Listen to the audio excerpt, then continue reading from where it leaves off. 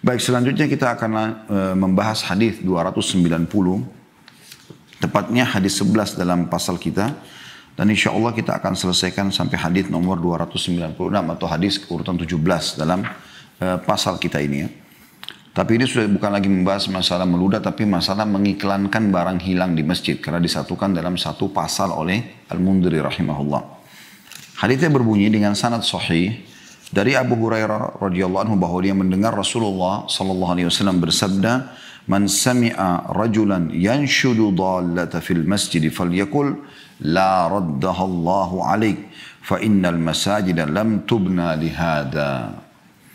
Barang siapa yang mendengar seseorang mencari dalam kurung dengan mengangkat suara barang yang hilang di masjid, maka hendaknya dia berkata, semoga Allah tidak mengembalikannya kepadamu, karena masjid tidak dibangun untuk ini. Diriwayatkan oleh Muslim, Abu Daud, Ibnu Majah dan juga lainnya. Ya. Hadis ini teman-teman sekalian, ya, walaupun ringkas tapi mengandung makna yang sangat besar dalam adab dan tata krama seorang Muslim. Gitu kan. Jadi masjid itu rumah Allah Subhanahu Wa Taala. Punya banyak sekali kemuliaan masjid itu. Baik orang yang membangunnya, sebagaimana Nabi SAW mengatakan, man bana masjidan lillahi banallahu lahu baitan fil jannah. Siapa yang membangun buat Allah masjid di muka bumi, Allah akan bangunkan baginya istana di surga. Gitu kan. Dan banyak hadis yang membahas serupa lafadznya kurang lebih dengan itu. Kemudian juga keutamaan bagi orang yang datang untuk sholat di situ. Ya, jadi yang membangun dapat keutamaan, yang datang sholat juga punya keutamaan.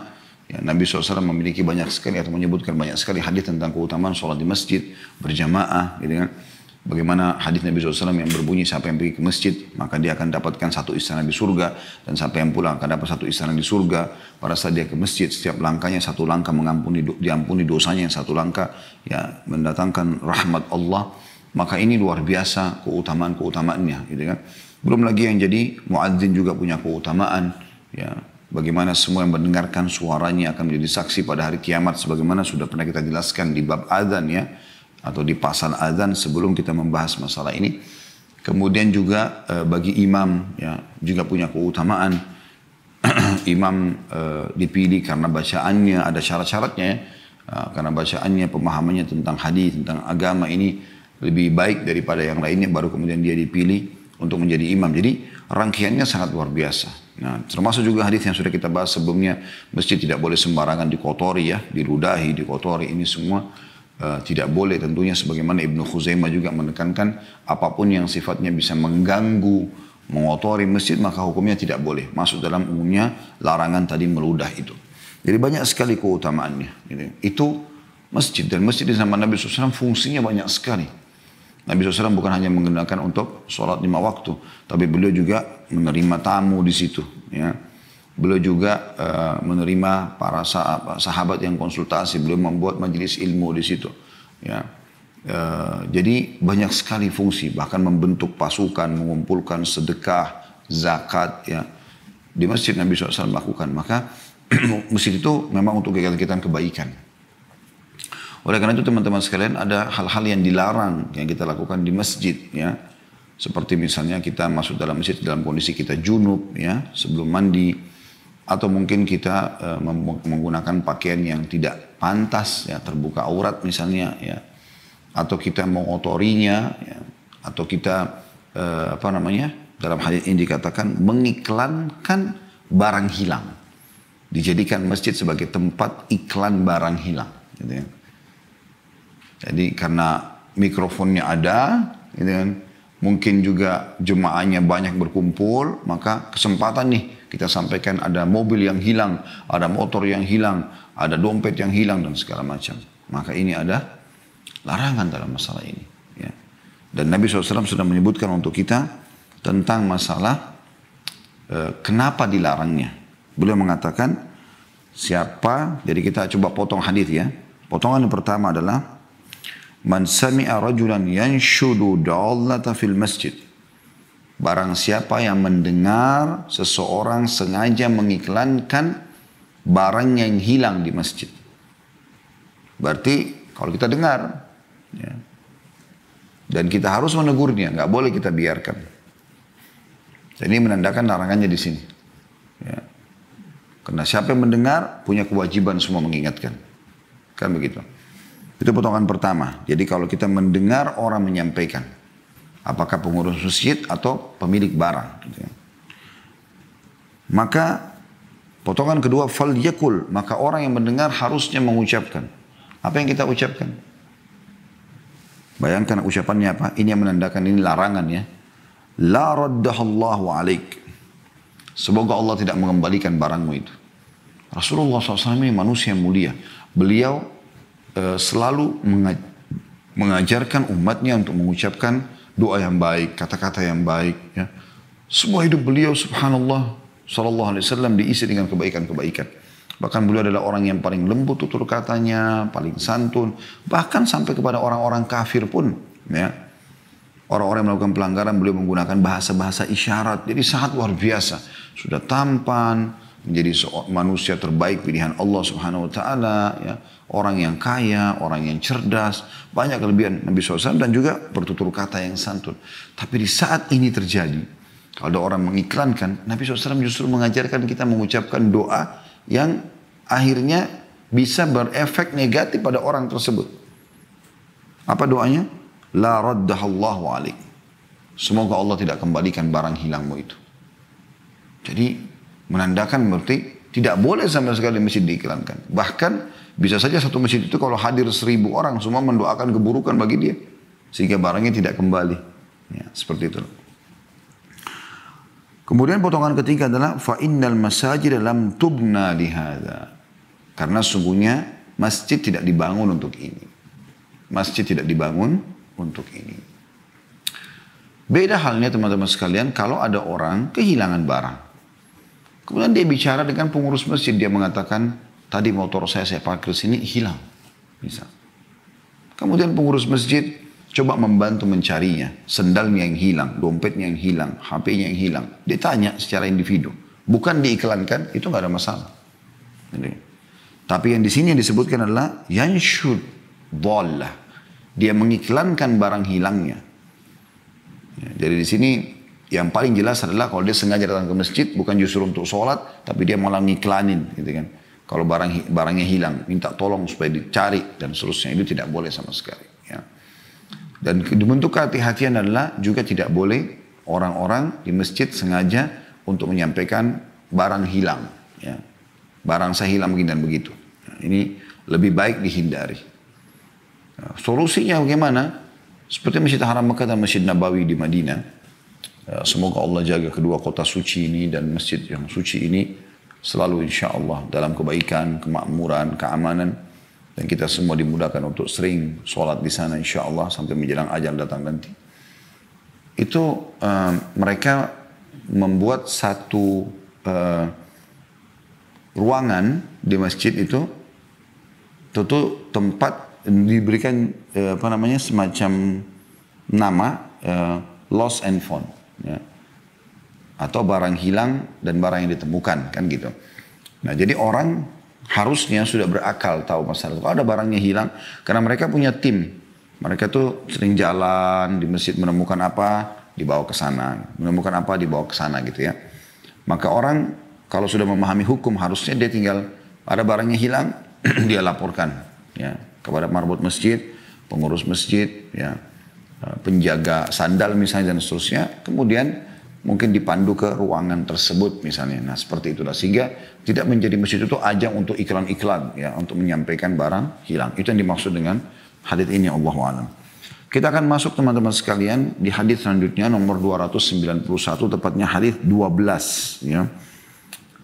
Di dalam pasal kita ini dengan sanad sahih. Juga darinya, maksudnya dari Abu Hurairah radhiyallahu anhu, sahabat yang sama meriwayatkan hadis nomor 290. Dan hadis ini urutan 12 di pasal kita ya. Bahwa Rasulullah sallallahu alaihi wasallam bersabda, "Idza ra'aitum man yabi'u aw yabta'u fil masjid faqulu la arbahallahu tijaratak wa idza ra'aitum man yanshudu dhalla faqulu la raddallahu 'alaik." Artinya, tentu hadis sebelumnya tadi itu nomor 290 diriwayatkan Muslim, Abu Daud, Ibnu Majah dan lainnya. Hadis ini terjemahannya 291 diriwayatkan oleh Tirmidzi dan dia mengatakan Hasan Sahih. An-Nasai, Ibnu Khuzaimah, Al-Hakim juga meriwayatkan dan Al-Hakim mengatakan sahih berdasarkan syarat Muslim. Ibnu Hibban juga menyebutkan dalam sahihnya yang senada ya, dengan hadis yang 290 tadi. Ini kan hadis 291. Baik, artinya adalah apabila kata Nabi SAW, kamu melihat orang yang menjual atau membeli di masjid, maka katakanlah, semoga Allah tidak menjadikan perdaganganmu beruntung. Ya. Dan apabila kalian melihat orang yang mencari barang hilang di dalam masjid dengan mengangkat suara, maka katakanlah semoga Allah tidak mengembalikannya kepadamu. Hadis ini teman-teman sekalian lebih luas lagi dari hadis yang sebelumnya. Hadis sebelumnya hanya menekankan dan melarang orang yang mengiklankan barang hilang. Tapi hadis ini ada tambahan hukum, yaitu larangan transaksi di dalam masjid. Larangan transaksi di dalam masjid. Ya. Kita akan coba bedah hadis ini. Potongan pertama adalah sabda Rasulullah SAW, "Idza ra'aitum man yabi'u aw yabta'u fil masjid, faqulu la arbahallahu tijaratak." Apabila kalian atau kamu melihat orang yang menjual atau membeli di masjid, maka katakan semoga Allah tidak menjadikan perdaganganmu beruntung. Nah, di sini teman-teman ulama merincikan masalah ini, mengatakan yang dimaksud adalah fisik masjid. Fisik masjid yang dipakai sholat. Bagaimana dengan pelatarannya? Insya Allah ini nggak apa-apa. Ya, nggak masuk dalam larangan kalau di pelataran di luar masjidnya. Seperti kita tahu biasa hari Jumat banyak teman-teman kita yang membutuhkan rezeki, tambahan rezeki, ingin membiayai keluarganya, maka mereka transaksi. Karena hari Jumat biasanya orang ramai keluar ya. Kayak itu berbeda. Tapi di dalam masjid tidak boleh. Ya. Apakah dia buka stand dalam masjid? Apakah dia menjelaskan transaksi jual beli dalam masjid? Ya. Atau misalnya walaupun dia tidak transaksikan secara langsung, via telepon pun ini lebih baik dihindari. Artinya kalau memang dia telepon masalah bisnisnya, akan ada transaksi, dia lagi di dalam masjid, ya, maka dia keluar dari masjid. Dia keluar dari masjid lalu dia terangkan. Ya. Baik transaksi, berapa dealnya, berapa jadinya dan seterusnya. Ya, atau dia tunggu sampai selesai, dia sholat, dia mengatakan maaf saya lagi di masjid, saya sholat, saya ada pengajian, saya telepon sekian menit, sekian jam setelah ini. Misal contoh. Jadi jangan dianggap remeh, ya, karena banyak orang melanggar poin ini. Ya, dia masuk dalam masjid, dia pikir dia nggak buka counter kok.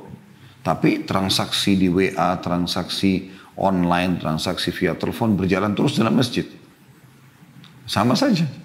Bedanya yang satu konvensional, caranya yang satu sudah mengikuti cara modern gitu kan. Yang satu produk ada di depan mata, yang satu produknya hanya via online gitu kan. Makanya harus dihindari. Ya. Tapi sekali lagi kalau Anda keluar dari tempat sholat, ya, maka itu insya Allah masih ada ulama yang membolehkan masalah itu. Dan ini mirip tadi ya, Nabi SAW menyuruh justru kita mendoakan agar bisnisnya tidak beruntung. Ya. Karena memang tidak boleh untuk itu. Makanya di hadis sebelumnya Nabi SAW mengatakan, fa'innal masajid lam tubna lihada. Karena masjid dibangun bukan untuk itu. Bukan untuk melakukan itu. Tapi memang untuk ibadah. Untuk amal-amal yang sudah dijelaskan oleh baginda Nabi alaihi salatu wassalam. Ya. Umumnya teman-teman sekalian transaksi jual beli boleh dalam Islam. Nggak ada larangan dalam masalah itu. Tapi di sini dikerucutkan di dalam masjid. Jadi tidak boleh sama sekali. Ya. Ini harus diingatkan. Saya pernah masuk dalam sebuah masjid. Rupanya pengurus masjid menjual minyak wangi. Ya. Tapi rupanya di dalam sisi masjid. Di tempat orang pakai sholat. Gitu. Teras pun masih masuk dalam masjid semestinya. Gitu kan? Karena dipakai sholat. Tapi pelataran di luar, di halaman, di parkiran, segala macam itu kan di luar. Karena umumnya nggak dipakai sholat gitu kan. Kecuali memang meluber betul jemaah, gitu. Umumnya tidak dipakai sholat. Tapi teras masjid masuk dalam masjid. Gitu kan. Sebaiknya dihindari. Ya. Dan ini bukan berarti menjelaskan tentang aibnya transaksi jual beli. Sebagaimana saya katakan tadi, justru jual beli dalam Islam adalah salah satu hal ibadah. Kalau Anda niatkan untuk mencari rezeki halal. Bahkan Nabi SAW mengatakan, sesungguhnya tajir saduq, seorang pengusaha yang jujur, ya, maka akan bersama dengan para nabi-nabi dan syuhada di surga nanti. Gitu ya. Oh, kama qala Nabi SAW. Jadi jelas sekali teman-teman sekalian, transaksi boleh. Bahkan Nabi SAW dari umur, ya, dari umur dari umur 21 tahun, beliau sudah mulai masuk untuk bertransaksi jual beli, dan itu terus berlanjut sampai masa penobatan Nabi. Sampai masa penobatan Nabi. Di umur 40 tahun, barulah istri beliau Khadijah radhiyallahu anha mengatakan, ya Rasulullah, Anda fokus saja berdakwah gitu kan, biarkan bisnis ini dijalankan oleh orang lain. Tapi umur 21 tahun sampai 40 tahun kurang lebih, jadi kurang lebih 19 tahun gitu kan. Itu beliau SAW berbisnis. Ya. Dan ada keberkahan dalam transaksi jual beli. Karena kata Nabi SAW dalam hadis yang lain, dan hadis sahih juga, sesungguhnya orang yang bertransaksi, pembeli dan penjual, mereka selama jujur, transparan, maka akan diberkahi transaksi mereka. Jadi, kalau salah satunya, apalagi dua-duanya saling menipu, ya, maka Allah akan angkat berkah transaksinya. Mana berkah adalah, walaupun kita beli barang bekas, maka barang itu akan bermanfaat banyak buat kita. Walaupun kita memakai, ya, menerima uang dari barang bekas tersebut walaupun sedikit, akan berkah. Berkah itu artinya akan banyak sekali manfaatnya. Karena banyak orang subhanallah punya uang banyak, tapi tidak ada keberkahan karena sumbernya haram. Maka hilang begitu saja tanpa dia tahu kemana uang itu. Uang berkah itu akan cukup untuk dipakai keluarga. Kita temukan ada orang guru, ngajar dengan tulus, ngajar Al-Quran, ngajar huruf hijaiyah, ngajar di SD. Gajinya berapa gitu kan. Tapi subhanallah dia tinggal sama istrinya. Anaknya 3, mertuanya numpang sama dia. Hidup semuanya. Berapa banyak orang yang ngumpulin bekas sampahnya orang. Tapi karena mau cari rezeki halal, orang sudah buang, gak butuh. Kemudian dia jual. Lalu dia dapat uang. Berapa banyak di antara mereka subhanallah anak-anak yang jadi sarjana berhasil semua. Itu semua karena sumber yang halal. Nah tetapi sebagaimana saya katakan tadi, dibatasi transaksi yang tidak boleh di sini adalah di dalam masjid. Ya. Dan potongan yang kedua dari hadis adalah mirip dengan hadis sebelumnya. Wa idza ra'aitum, dan kalau kalian juga melihat may yanshudu dhallatan, siapa yang mengiklankan barang hilang di masjid, maksudnya faqulu la raddallahu alaik, maka ucapkan semoga Allah tidak kembalikan padamu. Ya. Tentu di sini bukan Nabi SAW tujuan utamanya adalah mengucapkan doa ini pada orang yang mengiklankan, tapi tujuan utama dari hadis adalah bagaimana hadis ini sampai kepada seluruh umat beliau sehingga mereka memang tidak mengiklankan. Ya. Mereka tidak mengiklankan itu. Doa ini kita lakukan memang kalau sudah ada orang tetap mau melanggar masalah itu. Makanya kan juga tata keramanya dia sampaikan kepada marbot masjid. Kalaupun dia belum paham gitu kan. Handphone saya tadi hilang, boleh nggak saya iklankan? Bisa. Dan seluruh marbot masjid, ya pengurus masjid, ya imamnya, muadzin harus tahu tentang hukum ini. Oh nggak boleh di masjid. Harus Anda tahu kan Anda sedang mengurus rumah Allah Subhanahu wa Ta'ala. Hadis selanjutnya nomor 292, tepatnya urutan 13 dalam pasal kita dengan sanad sahih. Dari Buraidah radhiyallahu anhu, dia berkata, "Anna rajulan nashada fil masjid faqal, man da'a ila al-jamal al-ahmar, faqala Rasulullah SAW, la wajadta, innama buniyatil masajidu lima buniyat lah."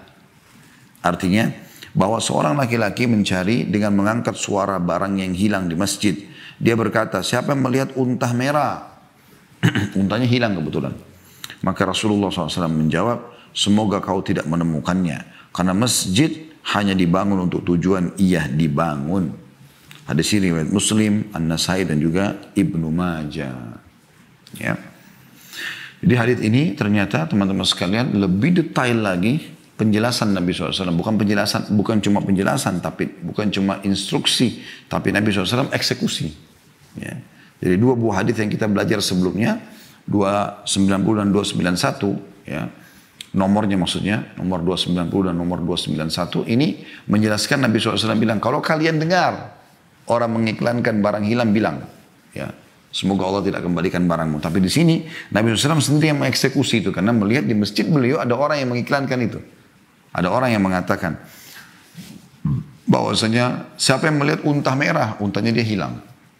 Maka Nabi SAW langsung mempraktekkan apa yang beliau ajarkan dengan mengatakan la wajadta, semoga engkau tidak menemukannya. Lalu beliau jelaskan alasannya, karena masjid dibangun bukan untuk ini, dan tujuan bangunnya ada, bukan untuk mengiklankan barang hilang. Sekali lagi, tapi kalau Anda kehilangan barang, Anda bicara dengan individu, misalnya satu orang di sebelah, tadi saya waktu keluar wudhu, barang saya ada di sini tadi, lihat gak? Misal, temannya sebelah, saudaranya muslim walaupun dia tidak kenal, contoh. Oh mungkin pengurus, misalnya dia bilang, tadi ada seseorang datang dari pengurus masjid mengangkatnya, mungkin karena itu barang berharga, misal contoh. Itu lain, itu kan bukan mengiklankan, hanya sekedar bertanya. Tapi kalau dia iklankan seperti ini, maka akan kena ancaman tentunya. Ya, akan kena ancaman. Ya. Jadi hadis ini kita coba bedah menjadi beberapa bagian. Ya, beberapa bagian. Yang pertama, anna rajulan nasyada fil masjid. Bahwasanya seseorang mengiklankan di masjid. Jadi ternyata di masjid Nabi yang dimaksud di sini, dan ini dihadiri oleh Nabi SAW. Itu maknanya. Lalu dia mengatakan man da'idal jamalil ahmar. Nah, di sini jelas apa yang diiklanin, untanya yang hilang. Siapa yang melihat unta merah besar, ya, unta dia. Maka ini potongan kedua. Ini salah satu contoh dari bentuk iklan yang disampaikan. Siapa yang lihat handphone, ya, merek ini dan merek itu. Siapa yang melihat dompet warna ini warna itu, ini sama semua. Ya. Potongan yang ketiga, maka Rasulullah SAW mengatakan la wajadta. Innama buniyatil masajidu lima buniyatlah. Semoga kau tidak dapat lagi temuanmu, untamu. Karena masjid bukan dibangun untuk iklan seperti ini.